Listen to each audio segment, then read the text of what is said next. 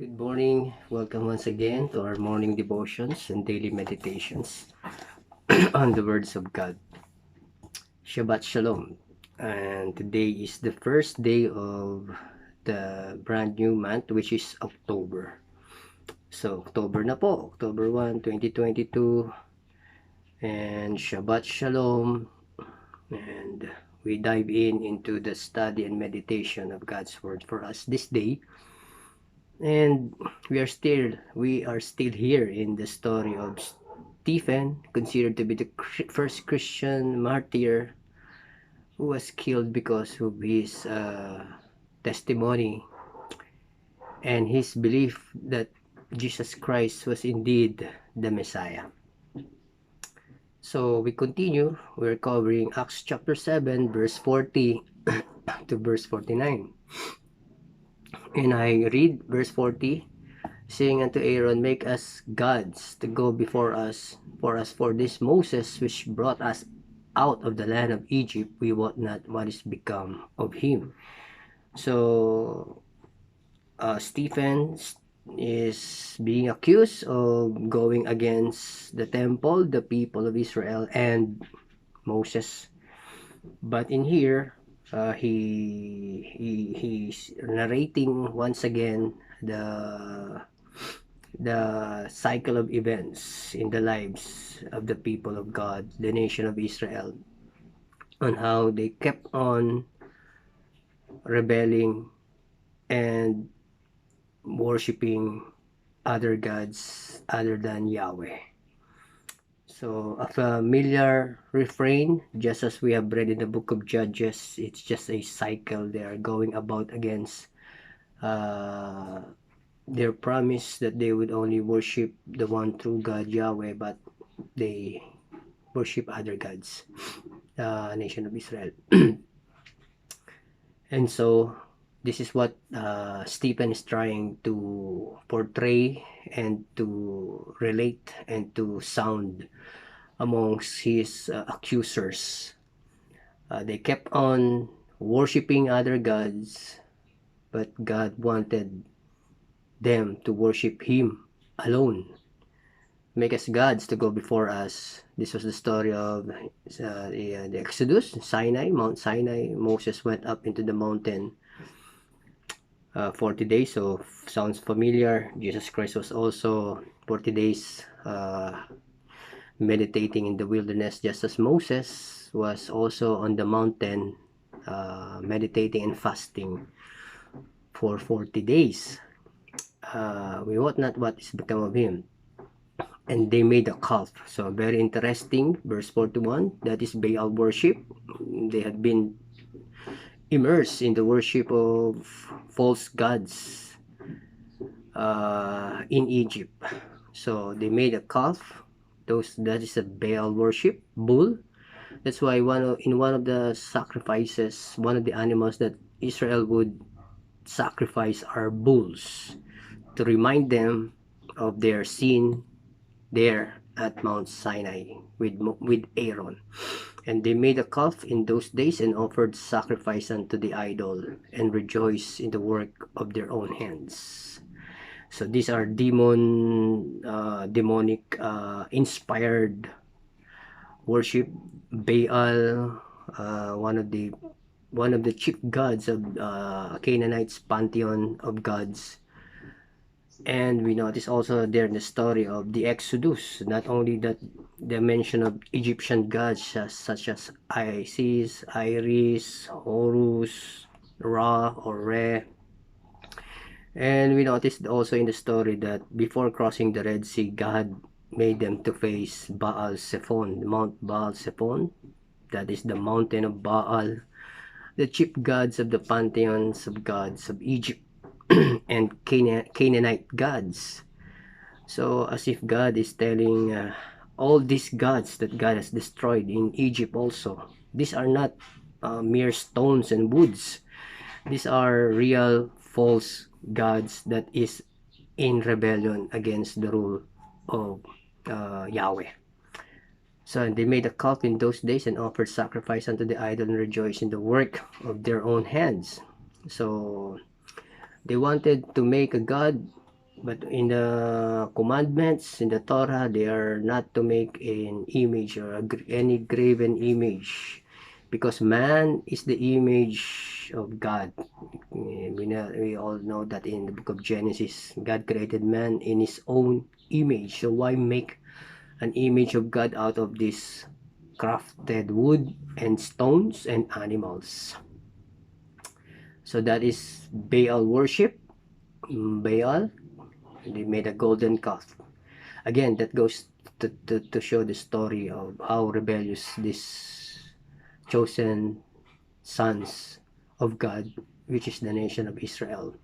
Then God turned and gave them up to worship the host of heaven, as it is written in the book of the prophets. So we are talking about here verse 42, prophet as prophesied by Amos. Worship those of heaven, as is in the book of the prophets. So they began to worship the things that are in the heaven, the stars, the moon. They have all these gods. O ye house of Israel, have you offered to me slain beasts and sacrificed by the space of 40 years in the wilderness? Yeah, you took up the tabernacle of Molech, and the star of your god Remphan or Remphan, figures which you have made to worship them, and I will carry you away beyond Babylon. So again, because of the sins and rebellion of Israel, God gave them up to worship all these false gods instead of worshiping Yahweh. And here in verse 43, it talks about the Babylonian captivity. So you want to worship these gods, then go ahead. God would allow them instead of them worshiping the one true God. And so verse 44, our fathers had the tabernacle of witness in the wilderness, as at that appointed, speaking unto Moses that he should make it according to the fashion that he had seen. So very interestingly, that the tabernacle is just but a replica of what he had seen in heaven. So there's a tabernacle also up there, which also our fathers that came after brought in with Jesus. Very interesting. The word Jesus here is basically Joshua. And to the possession of the Gentiles whom God drave out before the face of our fathers unto the days of David. Verse 46 of chapter 7 of the book of Acts, who found favor before God and desired to find a tabernacle for the God of Jacob. But Solomon built him an house. You see, in the ancient Near East, they believed that God dwells on mountains, lush gardens. That's why you have the Garden of Eden, and in tents. But Solomon built him an house. Howbeit the Most High dwelleth not in temples made with hands, as said the prophet. Heaven is my throne and my earth is my footstool. Verse 48 is a quotation of Stephen quoted the prophet Isaiah. I dwell not in temples made with hands, as saith the prophet. So that is prophet Isaiah. Verse 49, heaven is my house, is my throne, and earth is my footstool. What house will you build me, saith the Lord? Or what is the place of my rest? Rest basically means God's rule. That's why in the creation story, after 6th day and 7th day, God rested. It only means, it implies that rest means God is ruling. That it doesn't mean God is tired and he took a rest and take a quick power nap. But rest in ancient Near East means rule. That is the rule of God. God rules, and God still sits on the throne, and his throne is in heaven. The point of Stephen here and of the prophet Isaiah, they made temple, they made house, but if God is not in the temple, not in those things that they have made with their hands, then it is nothing but of waste. So unless God is there, then that place is sanctified and sacred and holy ground. This is the point of Stephen. You have made a house instead of a tabernacle. You made a temple made with hands, just as you made idols carved in woods and stones, just like in the golden calf made with hands. God is not pleased. And the point is, God will never dwell with rebellious, sinful, uh, covenant breakers, sons of God. So that is the title of our morning devotion.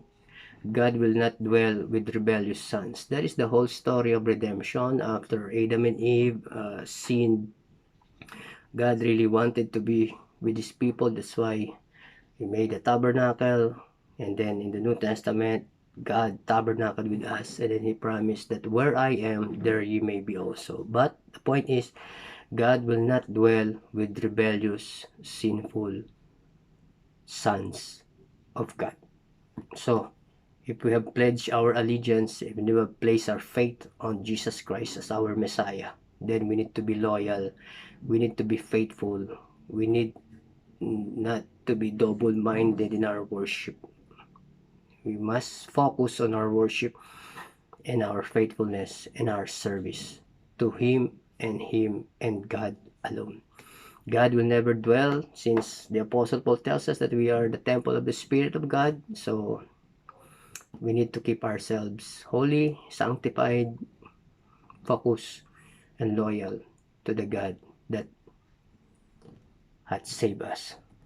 So marami pong salamat. Nawa patuloy tayo maging tapat. Ang Diyos ay hindi tumatahan sa mga taong rebelde at patuloy na sumasalungat sa salita ng ating Panginoon. Marami pong salamat at nawa tayo patuloy na manatiling mamuhay ng may kabanalan at katapatan sa ating tagapagligtas na Panginoon, ng ating Panginoong Hesus Kristo. God bless us all throughout the day, and then Shabbat Shalom po.